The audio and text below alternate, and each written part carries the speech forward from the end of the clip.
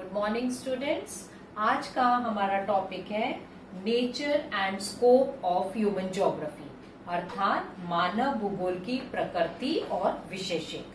हमने देखा था कि मानव भूगोल का उद्भव 19वीं शताब्दी में पूर्ण रूपेण हो चुका था। अब अगर हम देखें तो हमें ये पता है कि जो मानव है वह एक सांसारिक जीव है और वह प्रकृति से अछूता नहीं है, वह प्रकृति से अपने आप को अलग नहीं कर सकता है। तो मानव जो है वो भौतिक दशाओं के परिवेश में ही अपने क्रियाकलापों को जीवित रखता है। मानव और पर्यावरण, मानव सांसारिक जीव होते हुए भी अपने पर्यावरण से जुड़ा हुआ है। पर्यावरण जो कि भौतिक भूगोल का एक हिस्सा है वह मानव को प्रभावित करता है और इसका मानव एक केंद्र बिंदु होता है। मानव के जो क्रियाकलाप है या जो मानव का सामाजिक परिवेश है या आर्थिक परिवेश है वह उसके भौतिक परिवेश से जुड़ा हुआ रहता है। हमने फर्स्ट ईयर में भी ये चीज पढ़ी थी कि पर्यावरण दो प्रकार का होता है, एक होता है प्राकृतिक और दूसरा होता है सांस्कृतिक। तो प्राकृतिक और सांस्कृतिक तथ्यों के आधार पर मानव अपने क्रियाकलापों को कंटिन्यू करता है।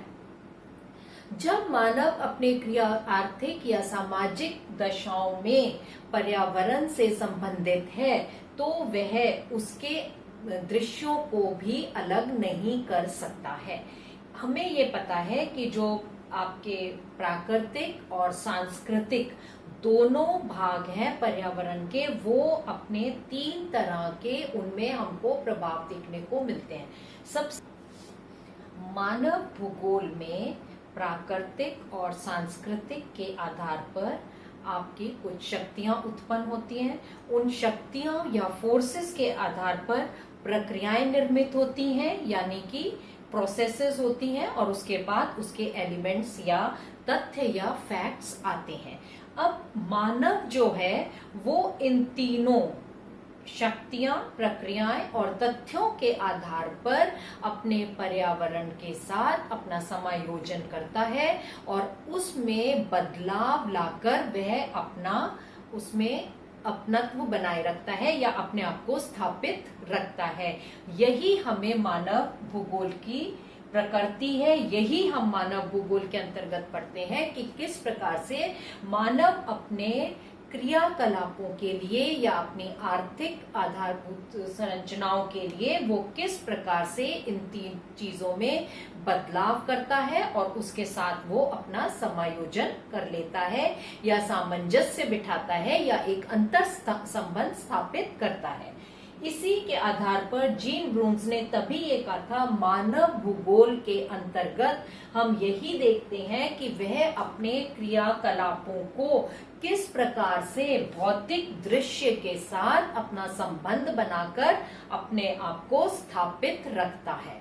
अब जब हम मानव भूगोल की बात करते हैं तो मानव भूगोल की प्रकृति जो है वह स्थानिक होती है, क्योंकि जब हम मानव के बारे में अध्ययन करते हैं तो हम सबसे पहले ये देखते हैं कि उसका घनत्व, वितरण किस प्रकार है और उसकी वृद्धि किस प्रकार होती है। तो इन तीनों चीजों को देखने के लिए हमको सबसे पहले मानव को एक केंद्र बिंदु मानते हुए उसका स्थानिक अध्ययन करना पड़ता है, यानी कि एक स्पेशियल स्टडी होती है। क्योंकि अगर हम कहते हैं फॉर एग्जाम्पल कि आर्कटिक ओशियन में मानव का घनत्व 0 है या जिसको हम कहते हैं एक्यूमेन एरियाज, यानी कि जहां पर कोई भी नहीं बसता है, और यही अगर हम आ जाए, हम कहते हैं भारत का जो गंगा यमुना वाला जो प्लेन क्षेत्र है वहां पे डेंसिटी बहुत अधिक है। तो इसको आधार क्या है? भौतिक। और भौतिक के साथ साथ हम जो सबसे ज्यादा इंपॉर्टेंस देते हैं वो हम देते हैं स्पेशियल को या स्थानिक अध्ययन, यानी मानव भूगोल में हम स्थानिक अध्ययन करते हैं, हम स्पेस को या रीजन को इंपॉर्टेंस देते हैं। अब इसी के आगे हम चलते हैं तो हमने ये देखा कि जो मानव भूगोल था उसके अंतर्गत हमें ये पता है कि प्रकृति ने हमको जल स्रोत दिए, लेकिन उन जल स्रोतों को हमने नहरें बनाई या हमने सिंचाई करी या हमने उससे हाइड्रो इलेक्ट्रिसिटी या जल विद्युत उत्पन्न करी, तो ये मानव द्वारा किया गया भौतिक या प्राकृतिक संसाधन हमारे पास उपलब्ध थे, लेकिन मानव में उसमें फेरबदल करके या बदलाव लाकर उसने उसकी यूटिलिटी या अपने उपयोग हेतु उसका प्रयोग किया। तो जो मानव है वो मानव भूगोल का केंद्र बिंदु है। आई होप सो ये आप सबको समझ में आ गया। इसी तरह से अगर हम देखें तो आज के समय में जो विश्व है वो एक ग्लोबल विलेज या एक विश्व गांव बन गया है, क्योंकि हमारे पास इतने सारे मीन्स हो गए हैं कि हम टोटली एक दूसरे से कनेक्टेड हो चुके हैं। अब इस विश्व गांव में या हम कहें तो इस ग्लोबल विलेज में जो मानव है उसने अपने आप को पूर्ण रूप से स्थापित कर लिया है, परंतु उसने प्रकृति को अपने आप से या भौतिक स्वरूप को अपने आप से अलग नहीं किया है। जिस तरह से अगर आप देखें तो भौतिक स्वरूप के साथ साथ मानव जो है वो स्थानिक भी हो चुका है। आपने पॉपुलेशन का, अभी मैंने आपको एक उदाहरण दिया था कि अगर हम जनसंख्या का वितरण पढ़ते हैं या हम जनसंख्या का घनत्व पढ़ते हैं या हम जनसंख्या के पैटर्न को देखते हैं तो उसमें हम विशेष स्थान को महत्व देते हैं।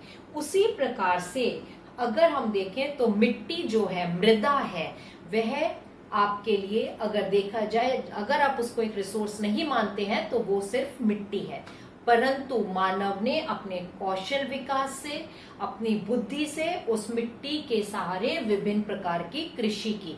अब कृषि के विभिन्न प्रदेश बने, कहीं पर आप देखते हैं एलुवियल सॉइल या जलोढ़ मिट्टी पाई जाती है, कहीं पे लाल मिट्टी पाई जाती है, कहीं पर काली मिट्टी पाई जाती है।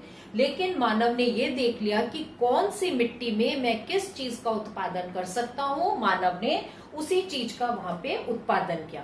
तो इस प्रकार से मानव जो है वो केंद्र बिंदु होते हुए अपने स्थानों में परिवर्तन लाकर उसने उसको अपने उपयोग के लिए पूर्ण रूप से अपने लायक बनाया, अपनी यूटिलिटी के लायक बनाकर उसने उसमें उत्पादन किया। अगर हम देखें तो हम कहते हैं छोटा नागपुर प्लेट्यू में बहुत अधिक रिसोर्सेज पाए जाते हैं, या गंगा यमुना का जो उत्तरी मैदान है वहां पे कृषि बहुत अधिक उन्नत प्रकार की कृषि की जाती है। यही आप कहते हैं कि राजस्थान में थार का मरुस्थल है। अब ये जो थार का मरुस्थल है या आपका गंगा यमुना का मैदानी भाग है, ये सब किसके रेफरेंस में इंपॉर्टेंट है? इन रिलेशन टू मैन, यानी कि मानव जो है उसको केंद्र या आधार मानते हुए हम ये कह सकते हैं कि वो जलोढ़ मिट्टी है, वहां पे उन्नत किस्म की कृषि की जाती है। तो वो किसके रेफरेंस में है? That is in reference to man, क्योंकि आपका जो केंद्र बिंदु है वो मानव है और मानव ही है जिसने उस मृदा का या उस जल स्रोत का या उन खनिजों का पूर्ण रूपेण उपयोग किया और उसको अपने उपयोग हेतु एक रिसोर्स बनाया या एक खनिज बनाया।